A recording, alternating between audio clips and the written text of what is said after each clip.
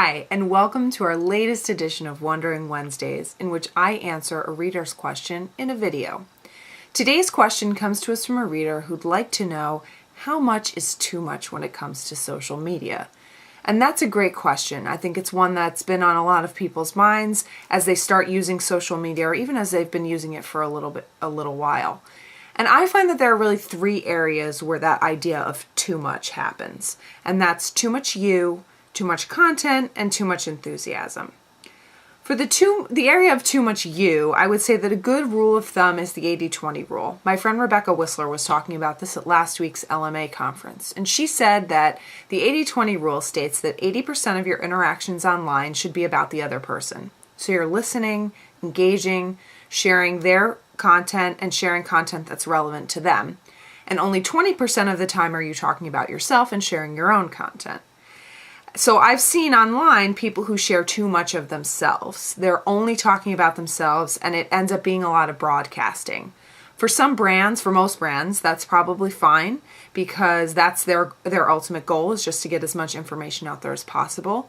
But when your goal as an individual is to build relationships, you really want to work on that 80-20 rule and make sure that the majority of your interactions are about the other person. And this ties in a little bit with the second area of too much content. Whether you're abiding by the 80-20 rule or you're not, it's possible to post too often and too much. And there's two problems with this. One, let's think about if you were doing this at a networking function. So it would be the same as if every 5 minutes you walked around the room and you handed out a paper copy of the latest article you wrote, or an article that you read, or your brochure or photo that you saw online, etc. Over time and pretty quickly, people would feel inundated, and that would get physically heavy. It also gets virtually heavy when someone posts too much content. You're always seeing the same person at the top of your feed on Twitter, on the top of your Facebook page, on the top of your LinkedIn page. And you're getting a reputation for being there and you're top of mind, but not for the right reasons. Not because you're helpful, just because you're always there. And secondly, you're also getting a reputation for possibly not working that hard, having too much time to sit online. You may be posting things that are relevant, but people aren't taking the time to read them because they're just seeing your name over and over again and wondering how much work you're actually getting done. That may or may not be true. You may be super efficient. You may have scheduled your tweets or your posts, and not doing that is a conversation we'll have another time.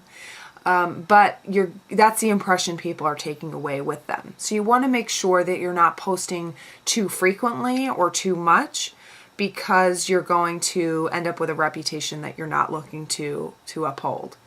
And the third area is a tough one, and that's too much enthusiasm. Obviously, as a social media proponent, I'm very excited about social media. I want everyone to be excited about social media. It's a way to build relationships on a larger scale, and it's a way to build relationships with people you may not come across in person very frequently. But you can do too much. And that, in my mind, would be things like liking every single post someone puts up, favoriting every tweet, liking every group discussion, commenting on everything someone says, and sort of always being there no matter what. And that would be the same as going to a networking event and having someone follow you around the entire time. Every time you said a sentence, they would touch you on the arm and they would comment on what it is you said. Likely you would tell them to cut it out, which is not as likely online as it would be in person, but you'd also back away a little bit. You'd think more about whether or not you were going to say the thing that you were thinking about, and you would probably want to not talk to them anymore. You would want that person to leave you alone. And online, you're also going to back away, and you may even go so far as to unfriend or unfollow that person. And those aren't the kind of relationships you want to be developing. You don't want to wonder down the road why so many people stop following you, why so many people aren't engaging with you anymore, just because you were so excited to be friends with them and to engage with them and to see what it is they're putting up. And it's really a fine line. So what I advise is to think about what works best for you as a recipient.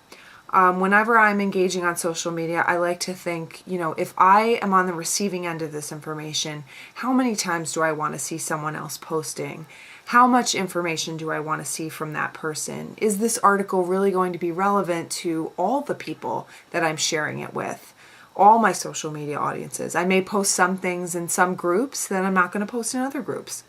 I may share some things on Facebook that I'm not going to share on LinkedIn, and vice versa. So it's just a question of figuring out what mix works best for me, and similarly, you're going to figure out what mix works best for you. I'm sure there's a lot of different thoughts people have on this, a lot of different recommendations for what might be too much or what might be not enough, and I'd love to hear those in the comments below. And if you have something that you are wondering about for our next Wondering Wednesdays post, please feel free to leave that in the comments below as well. Thanks.